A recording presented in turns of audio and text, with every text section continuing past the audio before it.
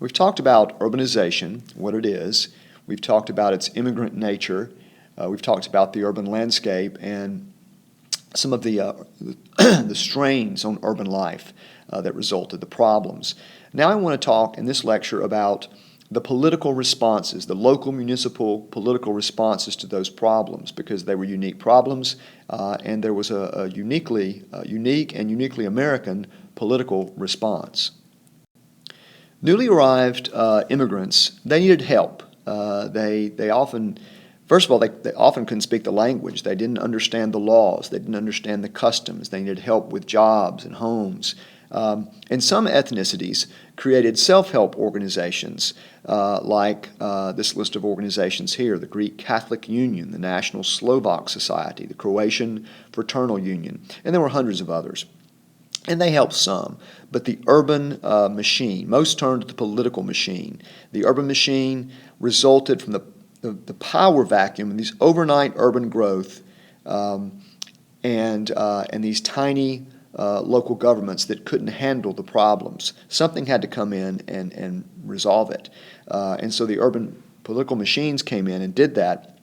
And also, there was the enormous potential voting power of these immigrants, which could be exploited by the bosses.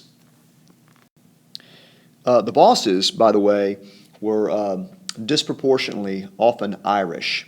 The Irish thrived in the political machines, which made sense because they were very urbanized. They were poor immigrants, and so they stayed in big cities and worked in the factories. They spoke English of a sort, and they had a lot of political experience. They were natural interpersonal organizers, and it organized and fought against the English for years. Now, here's how the machine worked. A boss runs the machine, and he would get votes. In exchange for urban immigrants' votes, he would hand out jobs because he controlled patronage. Here we see a bunch of urban machine enthusiasts sacrificing reform on the altar to patronage. Patronage means you control who gets what job. What jobs? Well, all these city jobs, these huge new burgeoning police forces, fire forces, transit systems. So you vote for me, or you give me your vote, I'll make sure somebody gets elected that I want, and then I'll give you a job. In some cases, they also gave legal help to the voters. They were able to do that because, of course, they controlled who the judges were, and they got the policemen all their jobs. Sometimes they gave out direct money. Here's some money to tide you over. There was tremendous money-making potential in the machines. You begin to see how there's a lot of potential for corruption and graft. If I control where the new subway is going to go, I can go buy the land before anyone else knows it's going there and make a huge profit. That's one way. Another way are kickbacks. I'm going to grant you the award to build this building. You're going to charge me $100,000. But no, why don't you charge me $150,000? Taxpayers are paying for it. And that $50,000 extra, we'll split it between us. Huge potential for graft. Now, the greatest machine in American history is Tammany Hall. This was the Democratic political party machine in New York.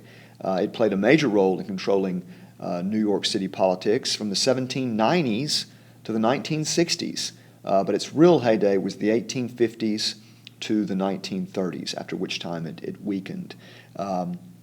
It controlled who would get elected to what.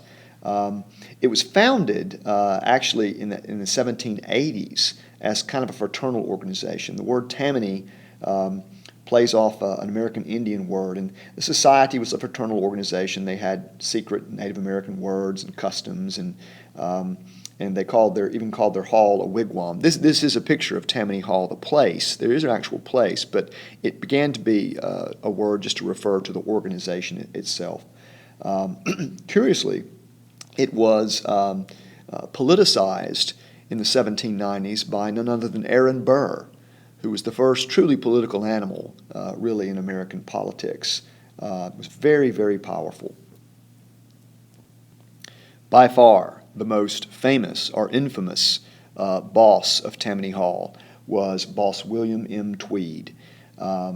He ran the machine, and occasionally he would take office himself. He was elected to the United States House of Representatives in 1852, and had a number of other jobs he held. The financiers Jay Gould and Big Jim Fisk, who were, of course, very corrupt robber barons, they made Boss Tweed a director of the Erie Railroad, paying him a generous salary, and Tweed in turn arranged favorable legislation for them. In April of 1870, Tweed secured the passage of a city charter that basically put the control of the city in the hands of the mayor, the comptroller, and the commissioners of parks and public works, all of which were men that he handpicked and put in those jobs. And he set about to plunder the city. The total amount of money stolen was never known, but it's been estimated from $25 million to $200 million. Now, Tweed is known for this, this corruption. He's the most corrupt man in American history, no question. But it's important to remember the political machines filled the vacuum.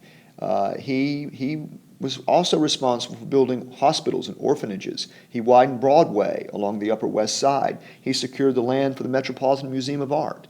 But he was so rapacious in his efforts to take as much as he could get that he began to attract too much attention.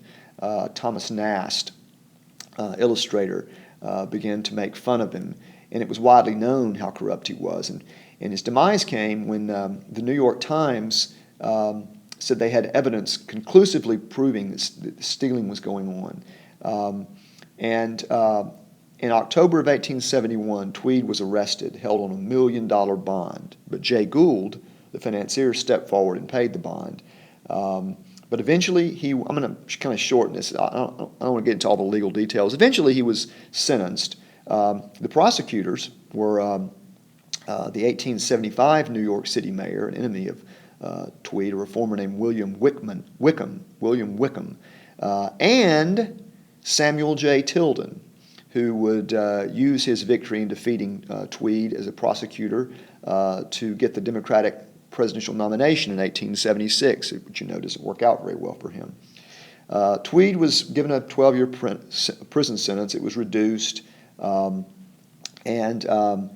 he escaped, however, and fled to Cuba.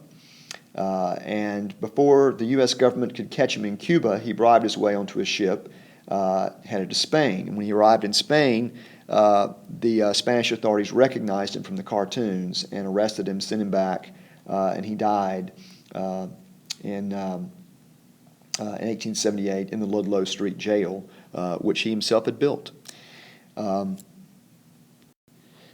Tweed being the extreme example, middle class, the growing middle class was progressive and saw machines as blights on cities and obstacles to progress. But it's important to remember the machines actually did some good things. They modernized the city infrastructure. They expanded the role of government. They filled the vacuum until government could catch up, and they created social and political stability.